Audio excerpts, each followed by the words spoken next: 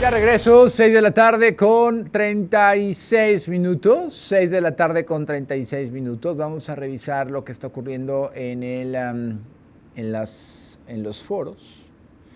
Se abrieron la semana pasada, aquí lo anuncié, se pusieron en marcha una serie de encuentros, un parlamento abierto para discutir, para que los actores involucrados, interesados en el tema de la reforma del Poder Judicial pudieran fijar su postura.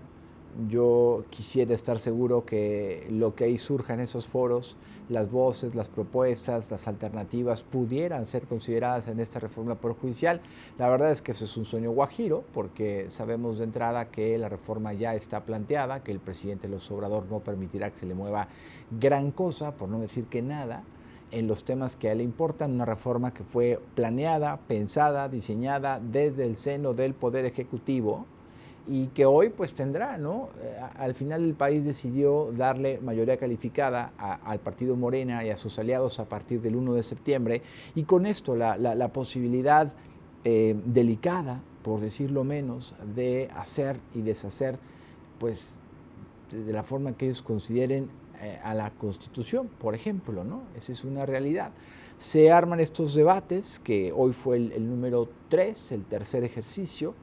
Y bueno, vamos a revisar con un experto constitucionalista de una visión muy avesada sobre las implicaciones. Yo nada más no quiero que perdamos de vista las implicaciones jurídicas, políticas, sociales, económicas que va a traer esta reforma.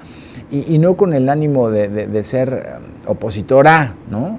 Sino más bien con el ánimo de ir al análisis profundo. Voy a hablar con Jorge Chezal Palau. Él es presidente de la Barra Mexicana, Colegio de Abogados, capítulo San Luis Potosí, sobre el tema. Jorge, me da mucho gusto saludarte, presidente. Buenas tardes.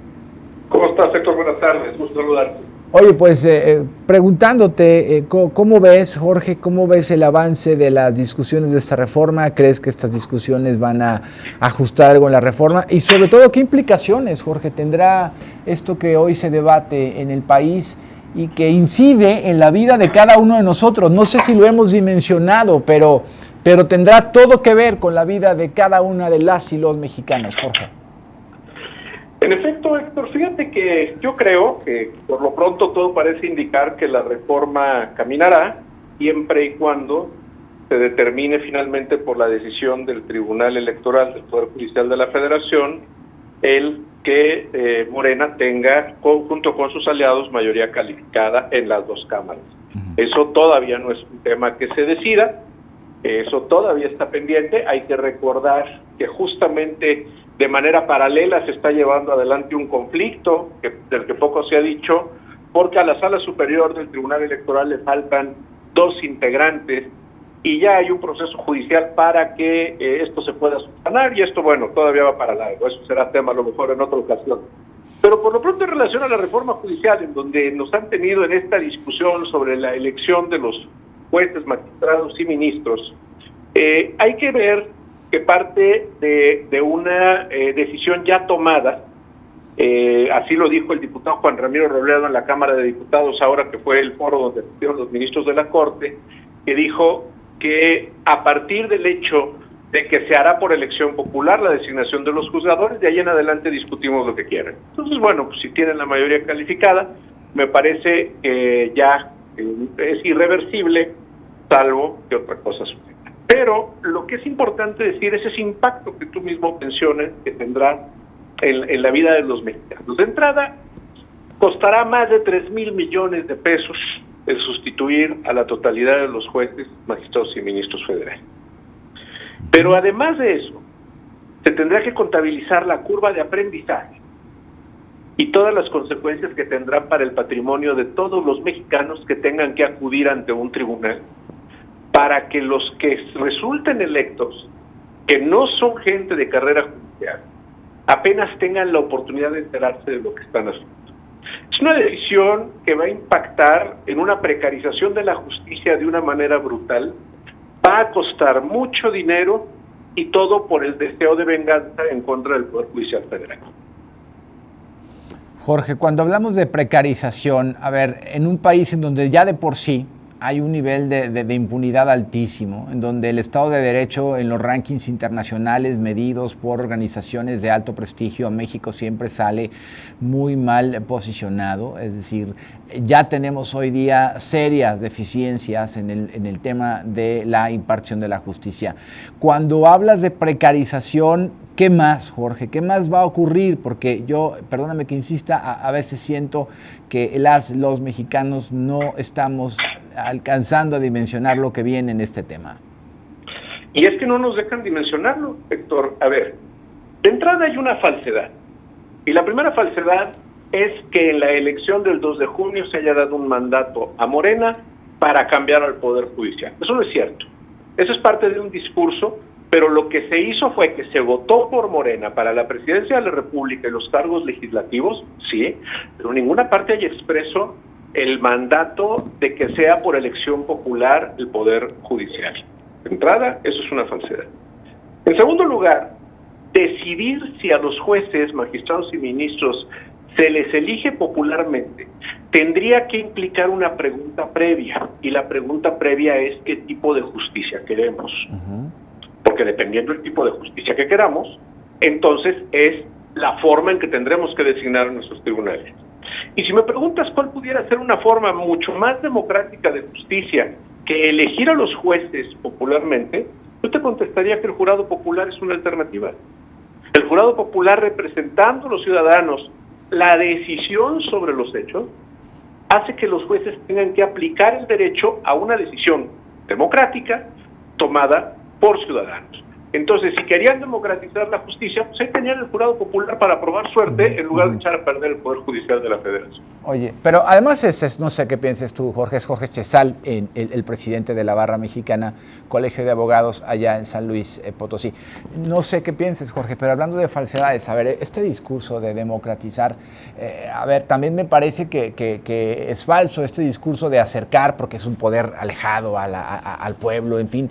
A ver, la elección de personas jueces, de personas magistradas, de personas ministras, pues tiene una elección democrática indirecta, porque al final los proponen los ejecutivos, que son de elección popular, los terminan resolviendo los legislativos, que son de elección popular. Es decir, el otro día platicaba yo con el presidente del Tribunal de Zacatecas, querido Jorge, y me decía, somos electos de forma democrática indirecta, pero al final con la participación de los ejecutivos, de los legislativos, que son electos por la gente. Jorge, eso también es otra falsedad de ese discurso de democratizar la justicia.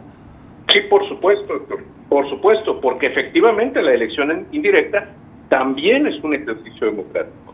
Entonces, digo, y además también a mí me parece muy interesante el que los legisladores estén tan animosos de que la gente vote directamente por los jueces, por los magistrados o ministros, jueces, magistrados o ministros, sustituyéndolos a ellos cuando tienen esa facultad, porque entonces quiere decir que la gente está reprobando que los legislativos ejerzan esa facultad porque la han ejercido mal. Eso es lo que les están diciendo, y entonces lo que están diciendo es que el Poder Legislativo no ha servido para poder designar a los miembros de los tribunales. Oye, y hablando de falsedades, querido Jorge, cuando hablan de que el tema de la corrupción, que esto hay que hacerlo, que esta elección popular de personas, jueces, ministras, magistrados va a acabar con la corrupción, pues entonces no habría corrupción en los poderes ejecutivos y en los poderes legislativos, que son electos por la gente y que están plasmados y colmados también de múltiples actos de corrupción, Jorge. Y yo no he visto que se haya hecho público al hermano de ningún ministro de la Corte recibiendo sobres amarillos con dinero a los que el presidente llama aportaciones, por cierto. Presidente, ¿qué va a pasar? A ver, ya hablaste un poquito de los temas jurídicos, políticos. ¿Qué va a pasar con el tema? Porque esto cruza, digo, yo sé que tú eres abogado, pero le entiendes a todo. Esto cruza con temas económicos, Jorge. A ver, ¿cómo vamos a quedar parados en cuanto tú eres abogado corporativo, asesoras a empresas de primer mundo? ¿Cómo va a quedar la República con este escenario jurídico? ¿Qué van a decir los inversores? ¿Qué están pensando ahora los inversores? Los mercados no dejaron esperar sus reacciones en estas 2 semanas después del día de la elección. Ha habido reacción tras reacción. El peso está en su más bajo nivel desde el 2020. A ver, ¿qué te dicen tus clientes corporativos sobre el tema, presidente? Fíjate que esa es una pregunta muy interesante, porque uno de los indicadores para poder tomar la decisión de invertir en un país tiene que ver con la eficacia en la ejecución de las sentencias dictadas por los tribunales. Y esta ejecución deriva o se vincula muy estrechamente con que las sentencias efectivamente resuelvan los conflictos. Y voy a dar un ejemplo, me voy a callar los nombres, pero este tema del funcionamiento de los tribunales es tan importante que una empresa alemana muy conocida que tenía una planta en San Luis Potosí se decidió a dejar la inversión en México precisamente por haber sido víctima de un indebido proceso ante tribunales potosinos hace ya tiempo. Es decir, un proceso en el cual no se administró justicia como debía de ser y se generaron conflictos de certeza, de verdad y de corrupción en el Poder Judicial en su momento que hicieron que una transnacional decidiera abandonar México. En este caso, esta reforma que se pretende, a fuerza va a darle el control a alguien, es decir, al que proponga o elija los jueces. Y vamos a tener postulaciones que pues de seguro llamarán mucho la atención, incluso por su vinculación con grupos que a lo mejor no necesariamente nos gustaría que tuvieran la posibilidad de tener jueces a su disposición.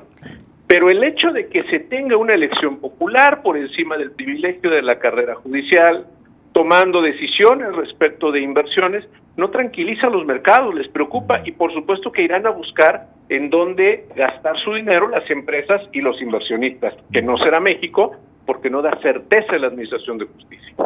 Tengo la impresión, Jorge, no sé si peco de ingenuo, pero tengo la impresión que más allá de estas falsedades de que lo hacen por democratizar la justicia, por acercarla a la gente, por romper la corrupción, tengo la impresión que ni siquiera ellos mismos, que ni siquiera el propio presidente de la República y por supuesto menos la subordinación legislativa, han medido lo que esto puede traer en un tiempo corto a México, en un futuro corto, mediano plazo al país, en cuanto al debilitamiento institucional, en cuanto a la fuga o a la disminución, digamos, para no ser tan rudos, la disminución de capitales con todas las implicaciones económicas que tiene, el que pudiera entrar de por sí ya un crimen organizado enquistado por donde sea que le busque uno, ahora también de manera más fácil quizá al Poder Judicial.